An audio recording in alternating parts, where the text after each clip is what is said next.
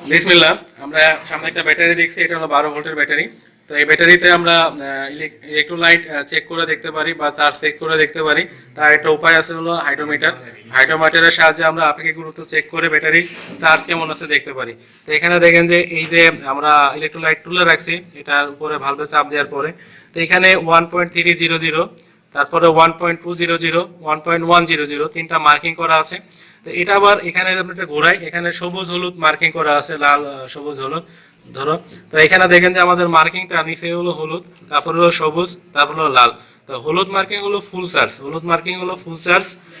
এটা যতক্ষণ এর মধ্যে এই ইলেকট্রোলাইট দেখাবে ফুল চার্জ শো করবে। আর যদি সবুজে চলে আসে এটা হলো মিডিয়াম চার্জ থাকবে, আর যদি লালে চলে আসে এটা হলো লো চার্জ শো করবে। এটা হলো ইলেকট্রিক লাইট দেখে। তো ইলেকট্রোলাইট যখন আমরা ব্যাটারি চার্জ দিই, সেটা বুদবুদ দেখেও কিন্তু আমরা বুঝতে পারি যে আমাদের সেলগুলো ভোল্টেজ চার্জ হয়েছে কিনা। তাছাড়া আমরা টার্মিনালের ভোল্টেজ মেপেও কিন্তু ব্যাটারির ভোল্টেজটা দেখতে পারি। আমরা এটা টার্মিনাল ভোল্টেজ মেপেও দেখাবো। তো আমরা ব্যাটারি এখানে মোট হলো 6টি সেল আছে, প্রত্যেকটা সেলে 2.2 ভোল্টেজ। তো সেই ক্ষেত্রে একটা পূর্ণ চার্জ অবস্থায় ব্যাটারি ভোল্টেজ কত দেখে আমরা দেখি। তো দেখেন যে আমরা ব্যাটারিটা ডিসি দিয়ে আমরা এখন দেখতে পাচ্ছি এখানে 12.4 ভোল্ট আমরা দেখতে পাচ্ছি। 12.4 ভোল্ট আছে। তো পূর্ণ ভোল্টেজ হলে কিন্তু সেটা একটু বেশি ভোল্টেজ থাকে, যেমন 13 ভোল্ট থাকে।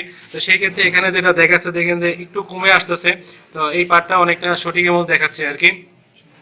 তো ব্যাটারির আমরা তাপমাত্রাও মাপতে পারি, যেমন পূর্ণ অবস্থায় ব্যাটারির তাপমাত্রা 125 ডিগ্রি ফারেনহাইট হয়ে থাকে, ঠিক আছে।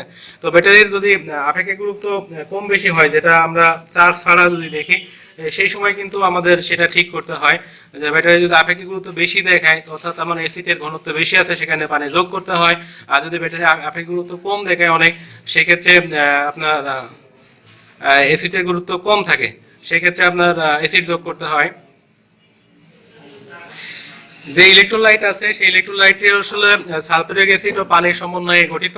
এখানে আমরা 3:1 অর্থাৎ হলো 3 ভাগ পানি এবং 1 ভাগ সালফিউরিক অ্যাসিড দিয়ে এটা তৈরি করা হয়।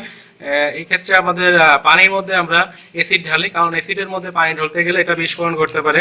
তো এটা খেয়াল করে, এই অ্যাসিডটা কিন্তু খুবই মারাত্মক, এটা হাতে লাগলে সমস্যা হতে পারে। এই জন্য যারা এটা সম্পর্কে জানেন না তারা এইভাবে ব্যবহার করবেন না। তো বাজারে এখন পিওর অ্যাসিডটা বিক্রি হয় না, কারণ এটা অনেক অসাধু লোক ব্যবহার করে। এখন আপনারা এটা ইলেকট্রোলাইটের যে দ্রবণ পাওয়া যায় সেটাই আপনারা এখানে ইউজ করতে পারেন। তো আমাদের এখানে দেখেন যে ইলেকট্রোলাইট কি পরিমাণ থাকবে, এটা লেভেল করা আছে, এই যেমন অ্যাসিড লেভেল। তো এই অ্যাসিড লেভেলটা এটা থাকবে, এটা লেভেলিংটা করে আসলে যে ভিতরে যে প্লেট আছে প্লেটের উপর ভিত্তি করে। অ্যাকচুয়ালি যে প্লেট যে লেভেলে আছে তার থেকে 15 মিলি উপরে আমাদের এই লেভেলটা থাকতে হবে। অর্থাৎ যদি কোনো সময় আমাদের লেভেলটা কমে যায়, আমাদের সেই সময় পানিটা যোগ করা লাগে ম্যাক্সিমাম সময়। কারণ যখন আমরা এটা ব্যাটারি চার্জ করি, তখন ব্যাটারিটা হিট হওয়ার কারণে এখানে হাইড্রোজেন গ্যাসটা উড়ে যায়, অর্থাৎ অনেক সময় বাষ্প হয়ে পানিটা চলে যায়। সেই জন্য আর কি ব্যাটারির পতিত পানিটা এখানে যোগ করা লাগে।